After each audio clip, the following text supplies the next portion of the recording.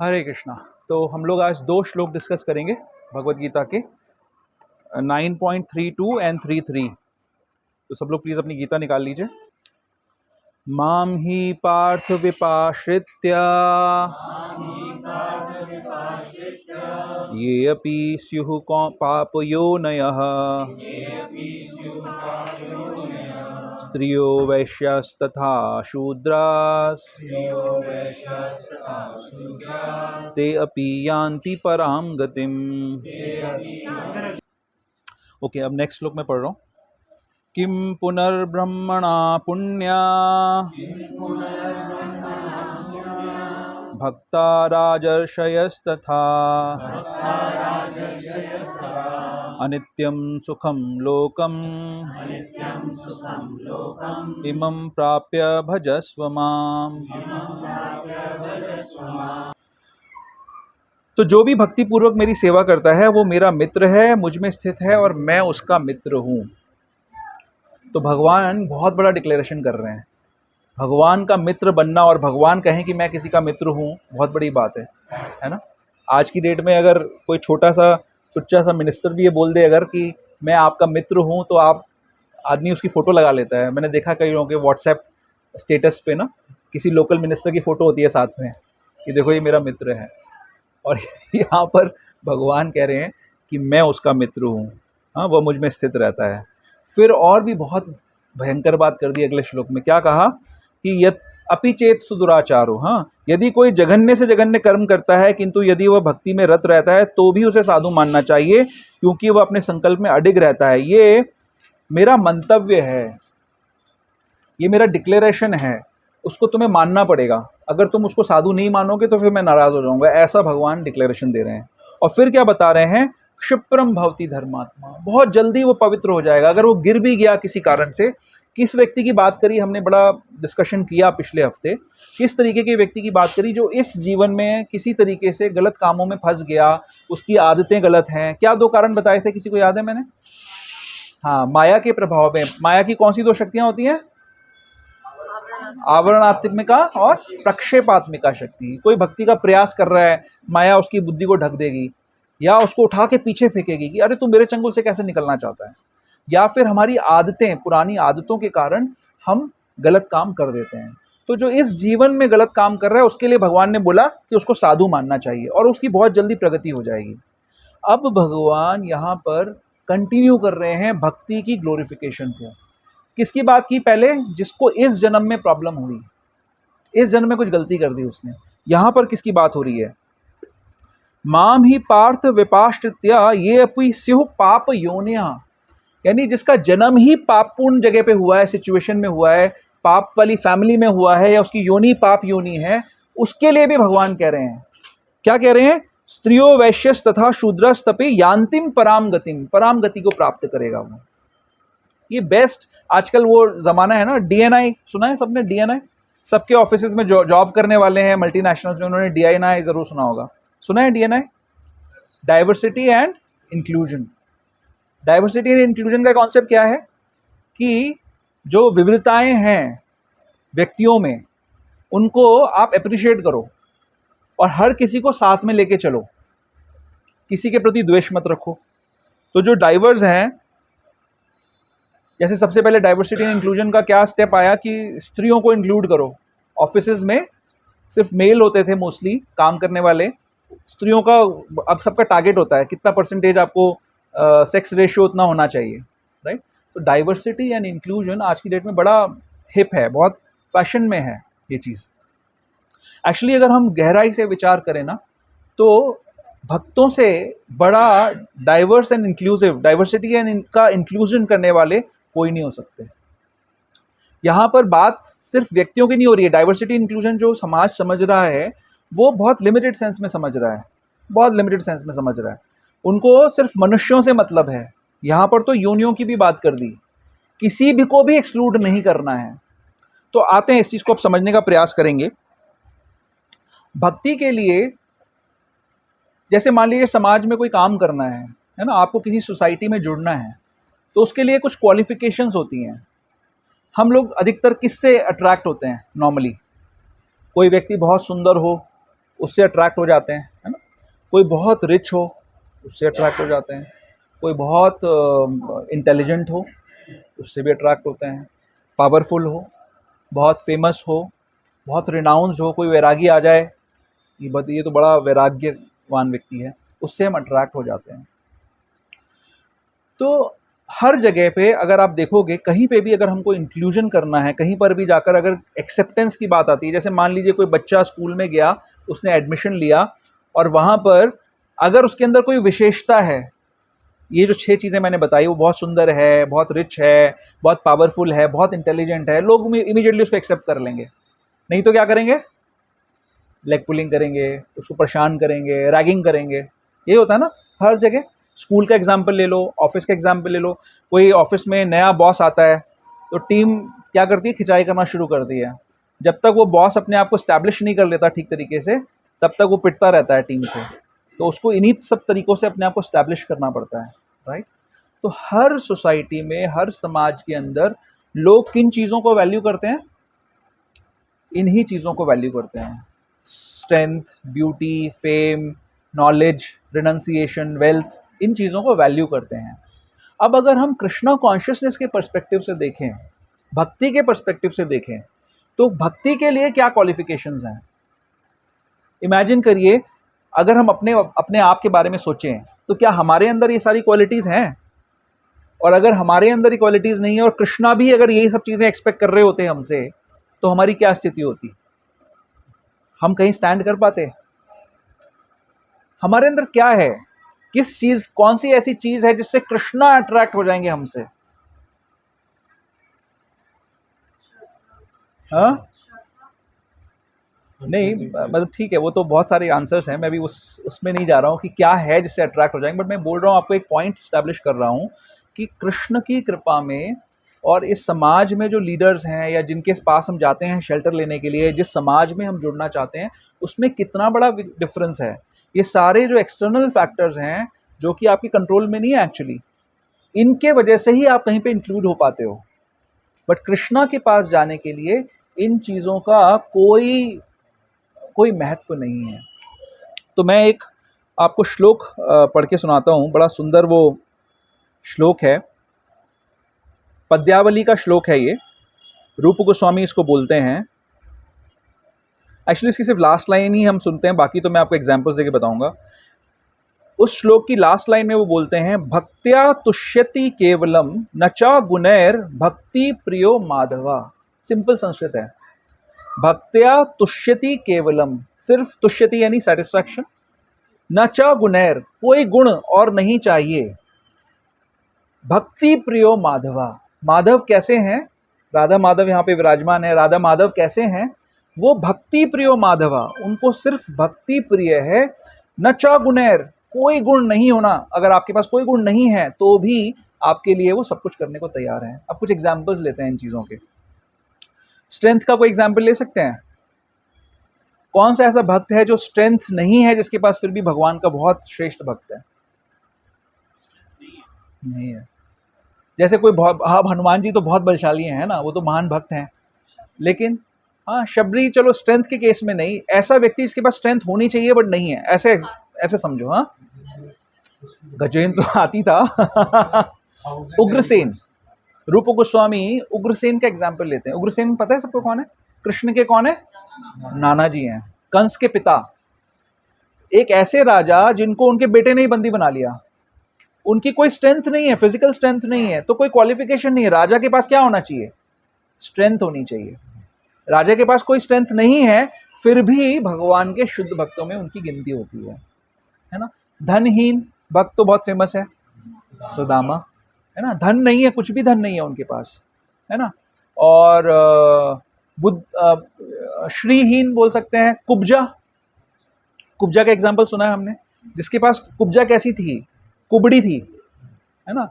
कुबड़े व्यक्ति को इनऑस्पिशियस मानते हैं। ये बताया जाता है कि जिसने गमन किया है कभी कभी किसी जन्म में, उसको उसको कुबड़ा बनना पड़ता है, उसको ये पाप मिलता है, पाप का फल मिलता है।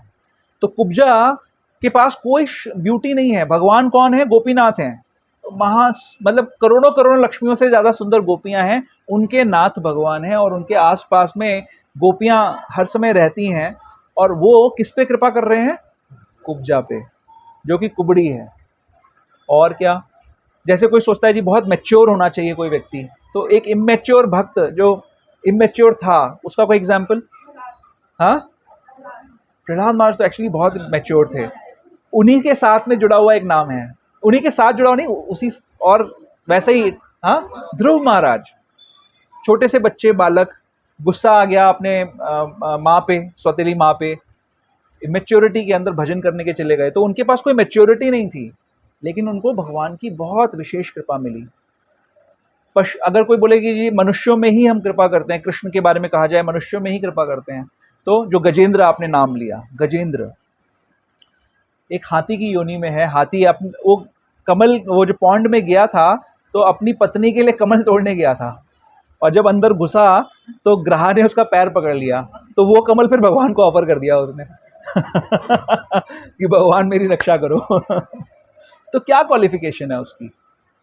कोई क्वालिफिकेशन नहीं है, फिर भी भगवान ऐसे ऐसे भक्तों पे कृपा करते हैं। तो यहाँ पर इन श्लोकों में बड़े इंटरेस्टिंग कुछ और कोई रह गया कोई एग्जाम्पल इसमें? रूप गोस्वामी क्या कह रहे हैं? और व्याघ्रस्य, ध्रुव, गजेंद्र, कुब्जा, सुदामा, हाँ, और वंश, कोई उच्च वंश का हो, चलो अर्जुन जो है वो तो महान कुरु वंश में उनका जन्म हुआ है ना, जिसका कोई वंश ना हो, ऐसे किसी भक्त का नाम? विदुर, है ना, एक शूद्रानी के पुत्र विदुर, जो भगवान के सबसे विशेष भक्तों में जिनकी गिनती होती है। और कौन है?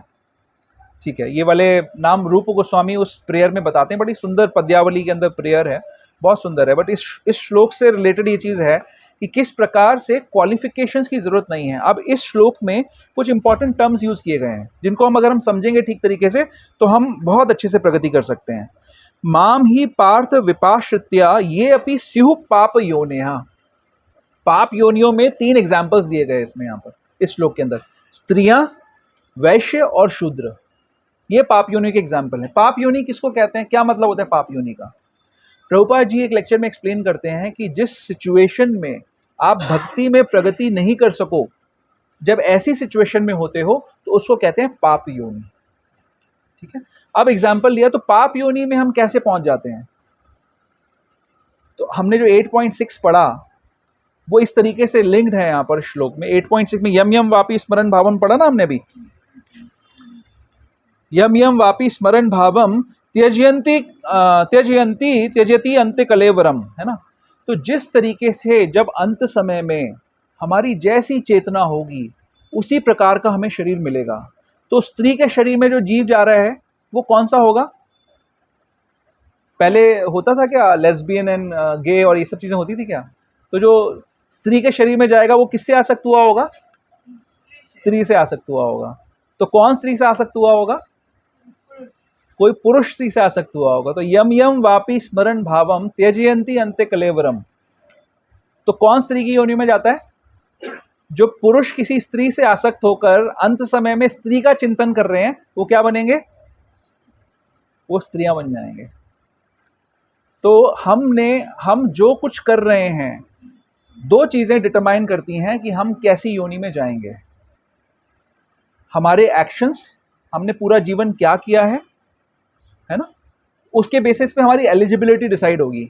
अब आपने काम तो किए हैं सारे नॉनसेंसिकल पूरे जीवन, अब आपकी इच्छा है राजा बनने की, तो प्रभुपाद जी एग्जाम्पल देते हैं कि आप कुत्तों की टोली के राजा बन सकते हो, क्योंकि आपके काम कुत्तों वाले थे तो आप कुत्तों के राजा बन जाओगे, राइट। तो आप उस पोजीशन में रहोगे, आपको वैसी एक सिचुएशन मिल जाएगी, लेकिन आप कुत्तों की टोली के राजा बन जाओगे। तो अंत समय में क्या चिंतन कर रहे हो और पूरे जीवन क्या कार्य किया है, उसके बेसिस पे योनि डिटरमाइन होगी कि आपको क्या मिलने वाला है।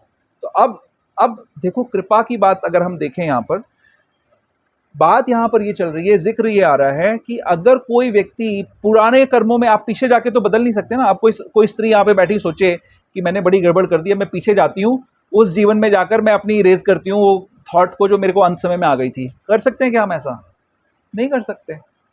लेकिन अपॉर्चुनिटी लॉस नहीं हुई है आपके लिए अभी भी, भले वो स्त्री के शरीर में हो। शूद्र कौन कौन शूद्र होते हैं? क्या शूद्र की डेफिनेशन है, कोई बता सकता है मेरे को? यहाँ पर कितने शूद्र हैं? इस रूम में कितने लोग शूद्र बैठे हुए हैं? क्यों? हाँ, कलौ शूद्र संभवा। हाँ, कलयुग में सारे शूद्र हैं। जन्मना जायते शूद्रा, संस्कारात भवेत द्विजः। और फिर क्या है आगे? हाँ, वेद पाठात भवेद विप्रा। और फिर एक और है, ब्रह्म जानाति इति ब्राह्मणा, ब्रह्म जानाति इति ब्राह्मणा। यानी कलयुग में ये जो वर्णाश्रम आज की डेट में जो कास्ट सिस्टम चला, प्लीज अपने आप को म्यूट रखिए। हाँ, आज की डेट में जो कास्ट सिस्टम चल रहा है वो बिल्कुल ही बर्थ के ऊपर आधारित है, जन्म के ऊपर आधारित कास्ट सिस्टम है। बिल्कुल यूजलेस है, बेसलेस है, वो इलॉजिकल है, अनसाइंटिफिक है। शास्त्र क्या कह रहा है? कलयुग के अंदर, कलयुग के प्रभाव से हम सारे के सारे शूद्र हैं, जन्म सबका शूद्र हुआ है। संस्कारात भवेद द्विजा, संस्कार जो 16 संस्कार बताए गए हैं शास्त्रों के अंदर, उन संस्कारों के माध्यम से अगर वो संस्कार किए जाते हैं, सबसे फॉर एग्जाम्पल गर्भाधान संस्कार किया जाता है संतान की प्राप्ति का प्रयास करने से पहले, कोई नहीं करता। इवन ब्राह्मणों के परिवारों में भी आज की डेट में गर्भाधान संस्कार नहीं होता, तो कोई द्विज बन सकता है? फिर आगे की बात तो खत्म हो गई ना, फिर तो कोई ब्राह्मण भी नहीं बन सकता। तो सारे के सारे हम सारे कौन हैं? शूद्र हैं। तो अब चिंता होनी चाहिए कि शूद्र तो क्या क्या कर सकता है, लेकिन भगवान यहाँ पर कितना बड़ा प्रॉमिस कर रहे हैं। सारे शूद्र हैं और फिर कुछ स्त्रियां भी हैं, है ना, तो डबल नेगेटिव हो गया यहाँ पर। अब हम क्या करें? तो भगवान ये कह रहे हैं कि माम ही पार्थ विपाश्रित्या ये अपि स्युः पाप योनिया। अपॉर्चुनिटी है आपके पास भी, जो पाप योनि है, वैश्य भी, इसको जब शब्द को यूज कर रहे हैं तो भगवान बहुत सारी चीजें इंगित कर रहे हैं। जैसे वैश्य जो होता है वो क्यों छोटी नीची योनि मानी जाती है? क्योंकि उसको चीटिंग करनी पड़ती है, व्यापार करने के लिए चीटिंग करनी पड़ेगी, चीटिंग के बिना व्यापार कर ही नहीं सकता। कस्टमर आएगा, साड़ी लेने आई माता जी आप आए हो, आपके लिए तो मैं आपसे तो प्रॉफिट ले नहीं सकता। पट्टा डबल प्रॉफिट ले रहा होगा माता जी को देखकर, लेकिन बोलेगा ये कि मैं आपसे प्रॉफिट तो ले नहीं सकता, आप तो मेरी भक्त हो, आप तो हमारी भक्ति वृक्ष में आती हो। अब उसको झूठ, बेचारा क्या करेगा, उसको दाल रोटी तो चलानी है ना अपनी। मतलब मैं व्यापारियों को बुरा ना माने मैं एग्जांपल ले रहा हूँ सिर्फ, कि हर व्यापारी को झूठ बोलना पड़ता है। प्रभुपाद कहते हैं कि हर कार्य करने के लिए, हर कार्य में कुछ ना कुछ दोष होता है, तो व्यापारी को झूठ बोलना पड़ता है, लाइंग करनी पड़ती है। तो इसीलिए इस तरीके की क्योंकि एक्टिविटीज़ करनी पड़ती हैं, कोई इम्प्योर होता है, शूद्र इम्प्योर होते हैं, तो ये सारे कैटेगरी के जो लोग हैं वो सारे उसमें इंक्लूड हो गए। मेरे साथ बाय द वे ऐसा हो चुका है। एक भक्त मेरे को बोलता है हर समय कि मैं बताऊंगा नहीं, आप समझ जाओगे, नहीं तो हमारे भक्ति वृक्ष का नहीं है, बाहर से मैं उससे कुछ चीज़ें लेता हूँ हमेशा, तो वो मेरे को हमेशा ये समझाता है कि प्रभु जी आप तो मतलब आप तो भगवान का अवतार है, मैं आपसे तो कुछ ले नहीं सकता। तो और फिर मैं अगली दुकान पे जाके पता करता हूँ मेरे से ज़्यादा प्रॉफिट कमाता है। तो क्या करा जाए? तो ऐसे दोष है हर बिजनेस के अंदर, हर व्यापारी के अंदर, हर चीज़ के अंदर, हर कार्य में दोष है। अब हमारे पास अपॉर्चुनिटी लॉस नहीं हो रही है, लेकिन कैसे, क्या करना पड़ेगा उसके लिए? अब इसमें एक शब्द यूज किया जा रहा है, विपाश्रित्या। विपाश्रित्य में क्या शब्द है? एक तो आश्रित शब्द है। आश्रित तो सब समझते हैं, आश्रित मतलब क्या होता है? शरणागति। विपाश्रित्य का क्या मतलब है? विशेष तौर पे आश्रित, विशेष आश्रय जिसने ले रखा है, ये क्वालिफिकेशन है। पाप योनया, जो स्त्रियां, वैश्यास तथा शूद्रा, उनके लिए कहा जा रहा है यान्तिम पराम गतिम, मेरे धाम पे आ सकता है, पराम गति में पहुंच सकता है, लेकिन विपाश्रित्या होना चाहिए। विपाश्रित्य का क्या मतलब है? जिसने विशेष आश्रय ले रखा है। विशेष आश्रय कैसे लेंगे? Any suggestions? क्या होता है विशेष आश्रय का मतलब? आश्रय कैसे लेते हैं हम? सरेंडर। सरेंडर कैसे करेंगे?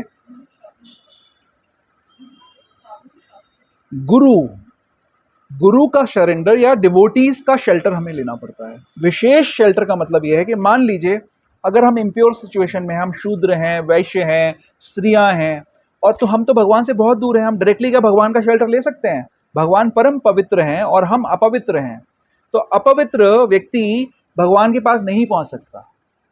तो उसको कैसे वो आश्रय लेगा भगवान का? वो आश्रय लेगा भगवान का भक्तों के माध्यम से। इसको कहते हैं विशेष आश्रय। किस भक्त का आश्रय लेना है? कैसे आश्रय लेंगे?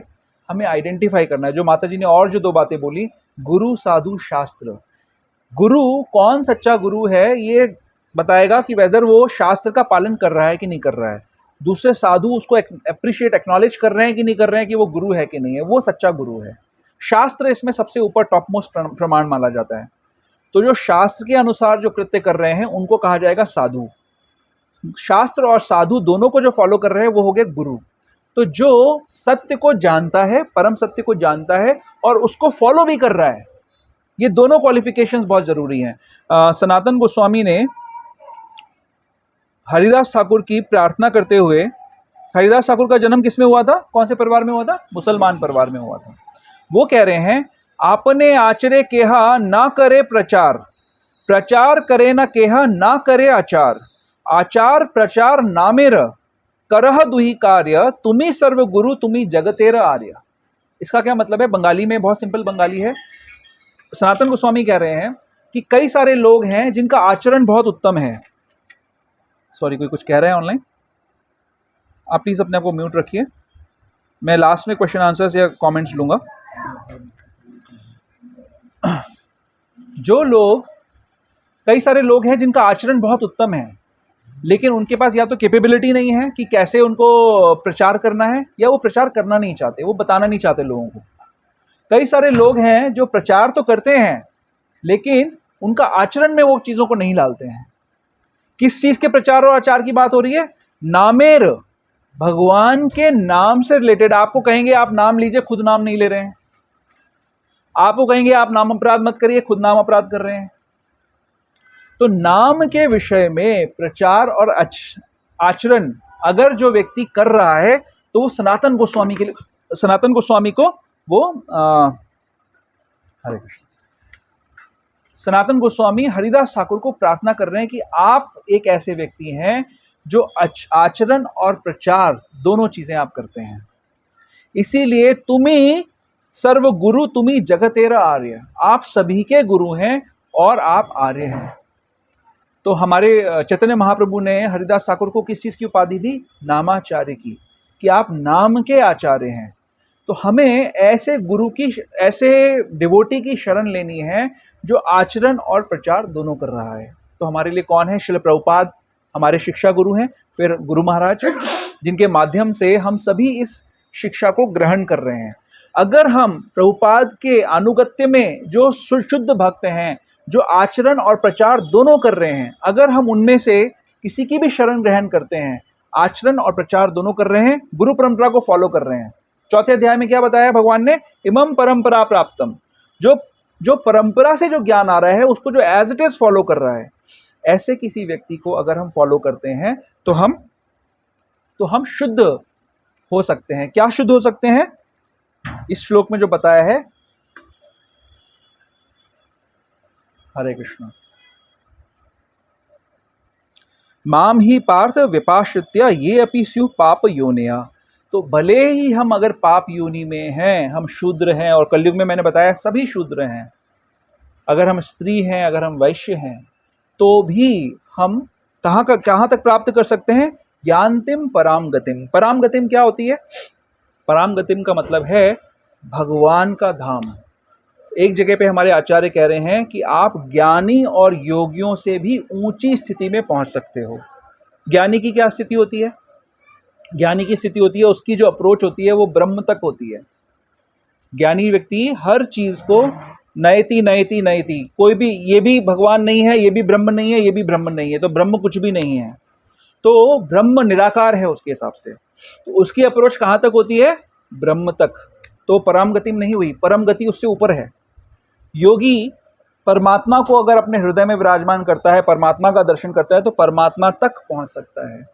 लेकिन भक्त जो भगवान के शुद्ध भक्त के आश्रित है, विपाश्रित्य है, उसको किसका साक्षात्कार हो सकता है, उसको भगवान का स्वयं साक्षात्कार हो सकता है, भगवान के धाम पहुंच सकता है।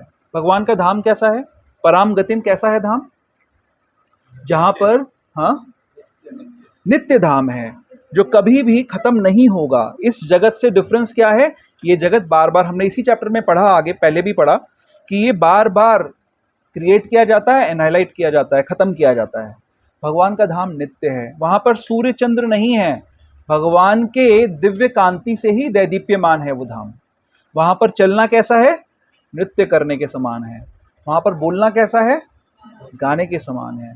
हर समय आप संसार के उस जो जो जो पूरे क्रिएशन में जिसके पास ये सारे ऐश्वर्य पूरी तरीके से विद्यमान हैं। कौन नहीं चाहता सबसे सुंदर व्यक्ति के साथ रहना? कौन नहीं चाहता सबसे रिच व्यक्ति के साथ रहना? कौन नहीं चाहता सबसे पावरफुल व्यक्ति के पास रहना? कौन नहीं चाहता सबसे फेमस व्यक्ति के पास रहना? कौन नहीं चाहता सबसे इंटेलिजेंट व्यक्ति के पास रहना? और कौन नहीं चाहता सबसे वैराग्य, जिसके अंदर कोई एक्सप्लॉयटेशन की इच्छा नहीं है, उसके साथ रहना?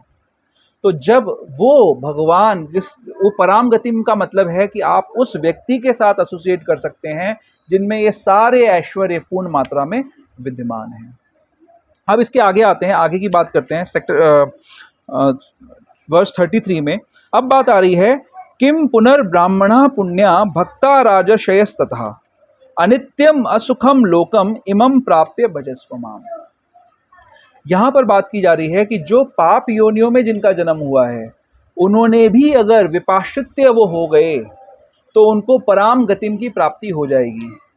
तो फिर उनका तो कहना ही क्या, जो ब्राह्मण हैं, जो भक्त हैं, या जो राजर्षि हैं। अर्जुन का परिवार कैसा है? राजर्षियों का परिवार है ना। जो राजा हैं उस परिवार में वो ऋषियों के समान हैं, वो भगवान के भक्त हैं।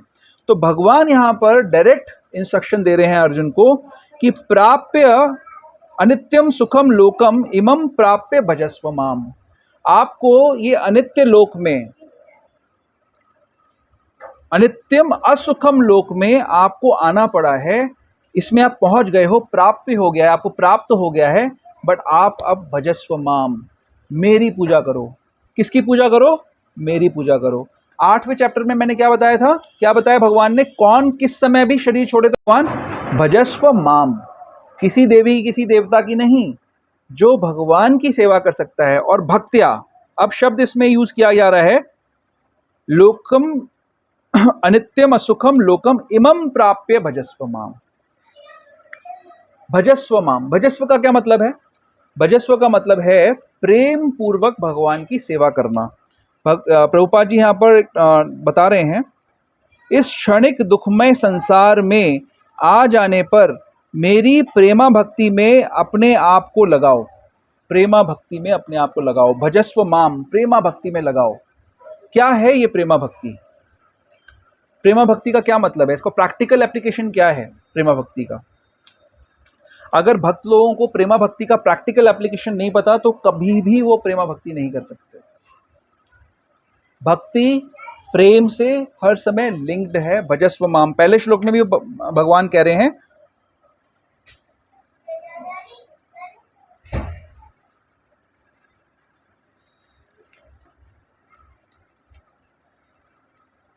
हाँ 30 नंबर श्लोक में कह रहे हैं, अपि चेत सुदुराचारो भजते माम अनन्य भाग। भजते वहां पर भी बोल रहे हैं और यहां पर भी बोल रहे हैं। तो प्रेमा भक्ति का क्या मतलब है? कैसे करेंगे प्रेमा भक्ति? प्रैक्टिकल सेवा कर कर। प्रैक्टिकल सेवा होनी चाहिए। सेवा ये भी है, जो हम 16 माला का जप करते हैं वो भी सेवा है। हम लोग जो लेक्चर सुनते हैं वो भी सेवा है। आप प्रोग्राम में आ रहे हो, ये भी एक सेवा है। ये सारी सेवाएं हैं। लेकिन सिर्फ इतना करते रहने पर, जब तक हम पूरी तरीके से पवित्र नहीं हुए हैं, जब तक हम कंडीशनड स्टेट में हैं, जब तक हमारी इंद्रियों के विषय भोगों को मांग रही हैं, इसको हम टेस्ट मान सकते हैं अपना। अगर हमारी इंद्रियों के विषय चाहिए अभी भी, अगर हमें हर समय कृष्ण का चिंतन नहीं हो रहा है, तो हमें इससे ज़्यादा प्रैक्टिकल सेवा करनी पड़ेगी। कई सारे लोग ज़्यादा माला करते हैं, बहुत अच्छी बात है। कई सारे लोग ज़्यादा माला करते करते सेवा करते हैं, वो और भी अच्छी बात है। और कुछ लोग ज़्यादा माला करने के नाम पर सेवा नहीं करते हैं, उनका डिवोशन डेवलप नहीं हो सकता। क्यों नहीं हो सकता उनका डिवोशन डेवलप? अभी वो साधना के स्तर पर हैं।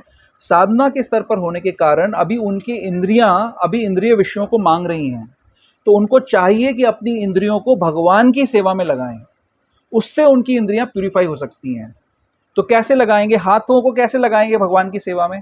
कुछ भगवान के लिए कार्य कर कर। जैसे अमरीश महाराज के एग्जाम्पल में आता है ना, कि अपनी हर इंद्रियों को भगवान की सेवा में लगाते हैं। कैसे? पैरों को लगाते हैं भगवान के मंदिर जाकर। हाथों को कैसे लगाते हैं? भगवान के मंदिर की सफाई कर कर।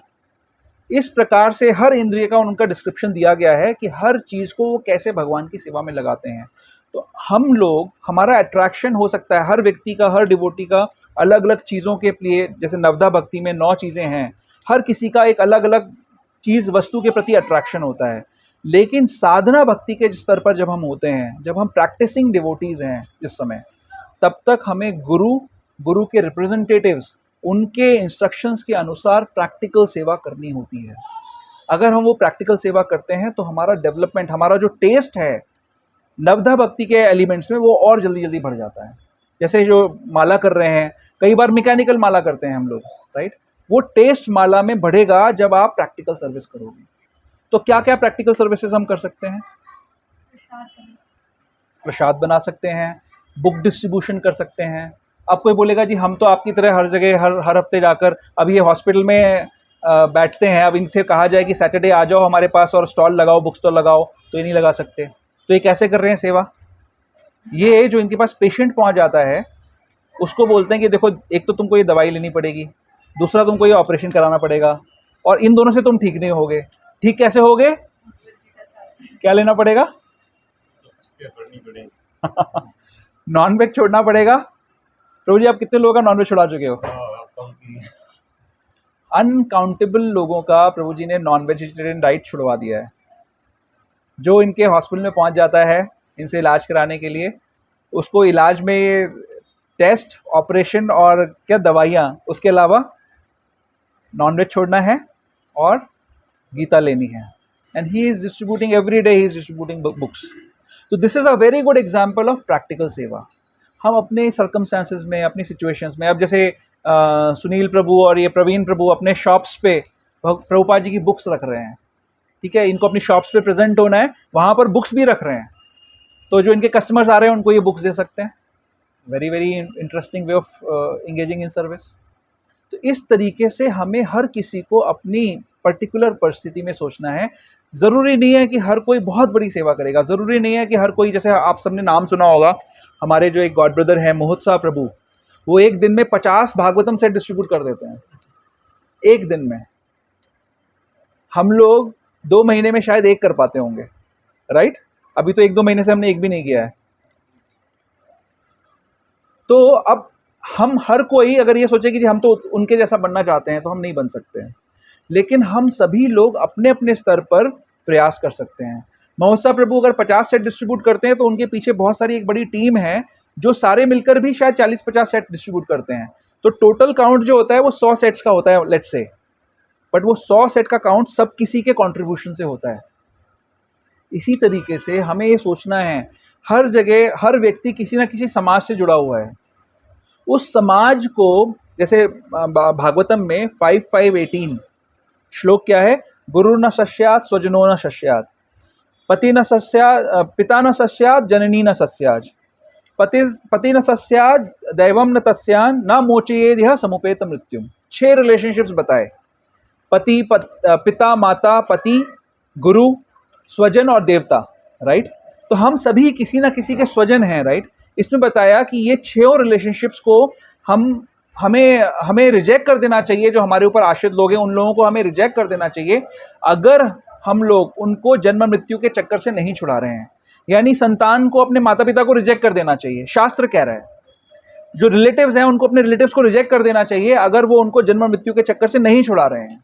अब हम सभी लोग किसी ना किसी के स्वजन हैं कि नहीं है, राइट? तो हम क्या कर सकते हैं एज अ स्वजन? अभी आने वाले समय में, अभी आज प्रभु जी जन्माष्टमी की सेवा की बात करेंगे, और आने वाले समय में जन्माष्टमी की सेवा है, फिर भाद्र पूर्णिमा है, फिर बुक मैराथन आ रही है, राइट? हम सभी लोगों का जो ये इन श्लोकों में जो प्रैक्टिकल चीज़ बताई गई क्या है कि हम सभी जाना चाहते हैं कहाँ पर? पराम गतिम। हम प्राप्त करना चाहते हैं पराम गतिम। वो सिर्फ इंटेलेक्चुअल डिस्कशन से नहीं होगा, वो प्रैक्टिकल सेवा से होगा। प्रभुपाद जी ने बताया कि जो व्यक्ति उनके दिए हुए इस नॉलेज का प्रचार करेगा, वो इस नॉलेज को आत्मसात कर पाएगा। सिर्फ पढ़ने से आप नहीं समझ पाओगे, जब इसको आप डिस्ट्रीब्यूट करोगे तो आप समझ पाओगे। कितने लोग इस चीज़ को मानते हैं जो बुक डिस्ट्रीब्यूशन करते हैं? सच बता रहे हैं आप लोग, राइट? सच में आप इस चीज़ को मानते हैं, राइट? ये होता है, हम सब ने प्रैक्टिकली एक्सपीरियंस किया है। इसको पढ़ते रहने से इतना समझ में नहीं आएगा, इसको डिस्ट्रीब्यूट करके फिर पढ़ा जाए तो बहुत समझ में आएगा, या पढ़ के फिर डिस्ट्रीब्यूट करा जाए तो बहुत अच्छे से समझ में आएगा। तो हम सबको अगर उस पराम गतिम को प्राप्त करना है तो हमको इस प्रैक्टिकल सेवा को करना पड़ेगा अपनी अपनी परिस्थितियों में। ज़रूरी नहीं है कि हर कोई बहुत बड़ा कोई सर्विटर बन जाए। भगवान हमारे हृदय में विराजमान है, हमारी परिस्थिति को वो जानते हैं।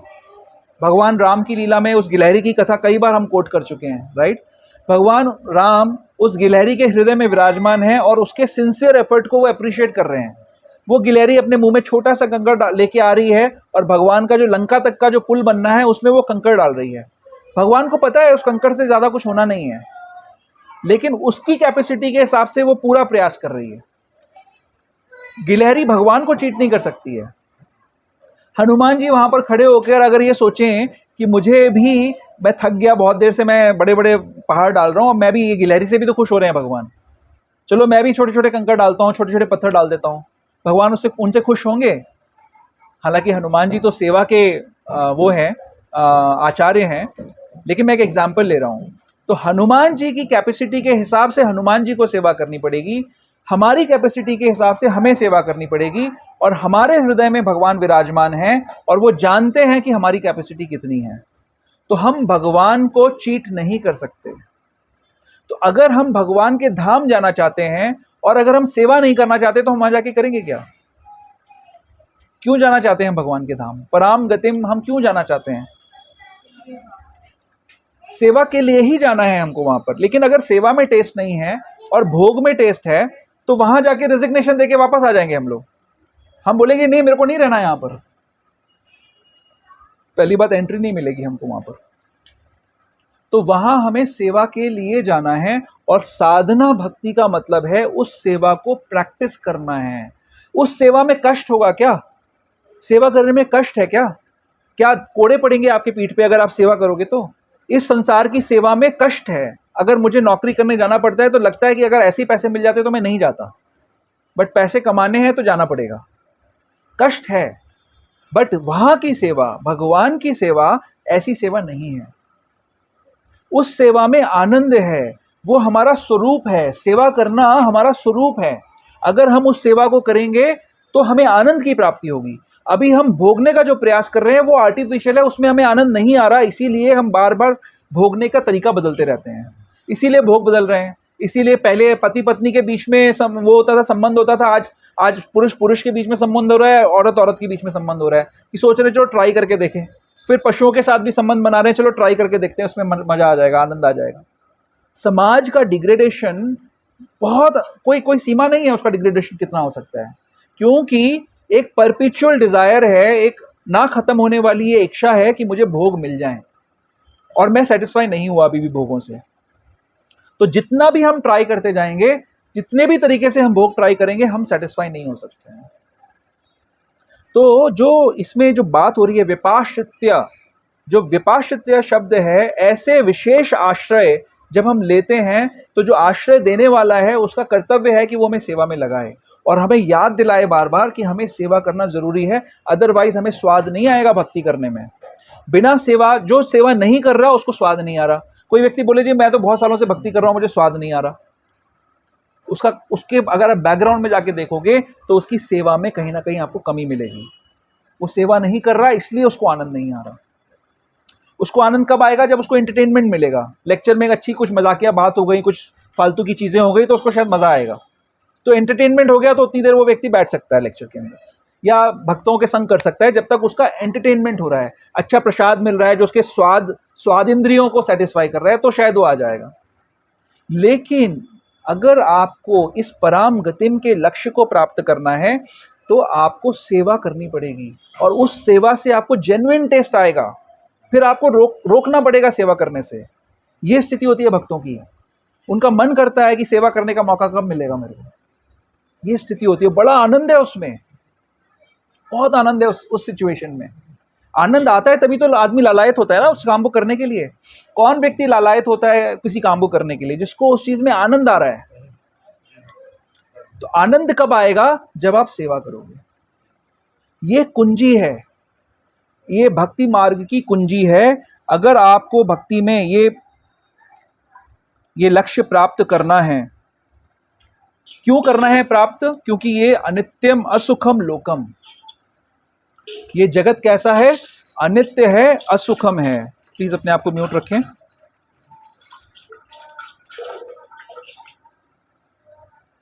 ये जगत कैसा है? अनित्य है, असुखम है। भगवान डिक्लेयर कर रहे हैं, बनाने वाला बोल रहा है। आपने कोई प्रोडक्ट खरीदा मार्केट से, हाँ, उसको उस पर लिखा हुआ है साफ साफ कि अगर आप इसको अपने हाथ में लोगे तो जहां पर भी आप इसको रखोगे वहां पर ये चीजों को काटेगा। आप क्या करोगे? सावधानी से यूज करोगे, उसको नहीं करोगे। मैन्युफैक्चरर बोल रहा है जहां रखोगे वो चीज कटेगी। तो आप उसको क्या करोगे? आप बोले नहीं, मैन्युफैक्चरर तो पागल है, मेरे को तो पता है कि इसमें तो बड़ा अच्छा लगेगा। आप उसको हाथ ही नहीं लगाओगे, दूर रखोगे उस चीज को। कृष्णा जो संसार के स्वामी हैं, पिछले कितने सारे अध्यायों में ये बात बता दी उन्होंने। बताया, चौथे अध्याय में बताया, सातवें अध्याय में बताया कि सारी चीजें धरती जल अग्नि वायु आकाश से बनी हैं। फिर मेरी जो जीवात्मा भी है वो भी मेरी शक्ति है, सब कुछ मैं ही बनाने वाला हूं। वो कृष्णा डिक्लेयर कर रहे हैं अनित्यम असुखम लोकम। और हम सोच रहे हैं कि ये तो भैया सुख का लोक है, यहां पर तो परमानेंट आनंद मिल सकता है, मैं बस थोड़ा सा एडजस्टमेंट करूंगा मुझे परमानेंट आनंद मिल जाएगा। थोड़ा सा एडजस्टमेंट करना है बस मुझे। मैंने ये अगर प्रॉपर्टी बना ली, ये बिजनेस कर लिया, ये व्यापार कर लिया, इतने पैसे बना लिए, हाँ, इस व्यक्ति से मेरी जान पहचान हो गई, या ये व्यक्ति मेरी पत्नी या पति बन गया, तो मुझे सुख मिल जाएगा। बट भगवान डिक्लेयर कर रहे हैं अनित्यम, ये अनित्य है, टेम्पररी है और असुखम है, सुख नहीं है। यहां पर जो थोड़ी सी छोटी सी फ्लिकर आपको सुख की दिख रही है वो सिर्फ इल्यूजनरी है। सुख है, भक्तों के लिए है। जो भक्त नहीं है उसके लिए कोई सुख नहीं है संसार में। भक्तों के लिए सुख तब तक है जब तक वो सेवा कर रहे हैं। सेवा में सुख है, क्योंकि उस समय जब आप भगवान की सेवा कर रहे होते हो, you are no longer in this material world, you are in the transcendental world. आप भगवान के धाम में, भगवान के साक्षात्कार में हो। यू आर फ्री, आप उस समय लिबरेटेड हो, आप मुक्त हो उस समय जब आप सेवा कर रहे हो। वो है मुक्ति, और तब आपको आनंद मिल सकता है। अदरवाइज इस दुनिया में कितना भी आप प्रयास करोगे, कितना भी प्रयास करते रहो, कोई सुख की प्राप्ति नहीं हो सकती। प्रभुपाद जी ने इस श्लोक के तात्पर्य का 50% पोर्शन इस बात पे लगा दिया कि अनित्य और मिथ्या में क्या फर्क है। लोग क्या बोलते हैं कि ये जगत मिथ्या है, बड़ी गूढ़ बात है ये। लोग बोल रहे हैं जगत मिथ्या है, इसका मतलब क्या है? जगत मिथ्या है, मैं मिथ्या समझ रहा हूं इसको, मैं भगवान का, मैं ही इंजॉयर हूं, इस जगत के चक्कर में अपने आप को एक व्यक्ति मान रहा हूं। ये जगत का जब आवरण हट जाएगा तो मैं परम इंजॉयर बन जाऊंगा, परम भोक्ता बन जाऊंगा। जो भोगने की टेंडेंसी है उसकी पराकाष्ठा, प्रभुपाद जी कहते हैं, जो मायावाद है वो that is the last snare of maya. माया का आखिरी पाश मायावाद है।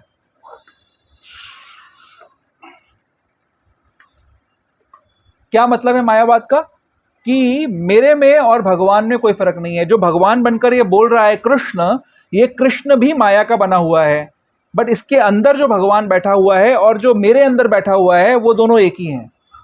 तो जब मेरा शरीर छूटेगा, कृष्ण तो भगवान इसलिए क्योंकि उनका शरीर तो छूट गया, अब वो भगवान है, और मेरा शरीर जब छूट जाएगा तो मैं उस भगवान से मर्ज हो जाऊंगा।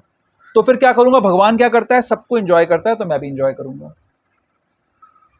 तो प्रभुपाद जी यहां पर क्लियर कर रहे हैं कि भगवान ने डिक्लेयर किया है, भगवान ने ये नहीं बोला कि जगत मिथ्या है, भगवान ने बोला ये जगत अनित्य है, टेम्पररी है, ये एग्जिस्ट करता है but for the short time ये करता है। तो इसीलिए हमें इस चीज को सावधानी से समझना है। ये जो इसमें बात की जा रही है अनित्यम असुखम लोकम, ये अनित्य असुखमय लोक है। यहाँ पर कार्य करने पड़ेंगे, कुछ कार्य ऐसे करने पड़ेंगे अपने शरीर और आत्मा को इकट्ठा रखने के लिए, बट इस पूरी अंडरस्टैंडिंग के साथ करने चाहिए कि ये सिर्फ शरीर और आत्मा को इकट्ठा रखने के लिए कार्य किए जा रहे हैं। मेरा असली कार्य, मेरा स्वभाव भगवान की सेवा है। दिव्य सेवा को अगर मैं करूंगा तो फिर मैं इस पराम गति को प्राप्त कर पाऊंगा। तो एक मिनट मैं देख लेता हूँ मेरा कोई और पॉइंट इंपॉर्टेंट रह तो नहीं गया।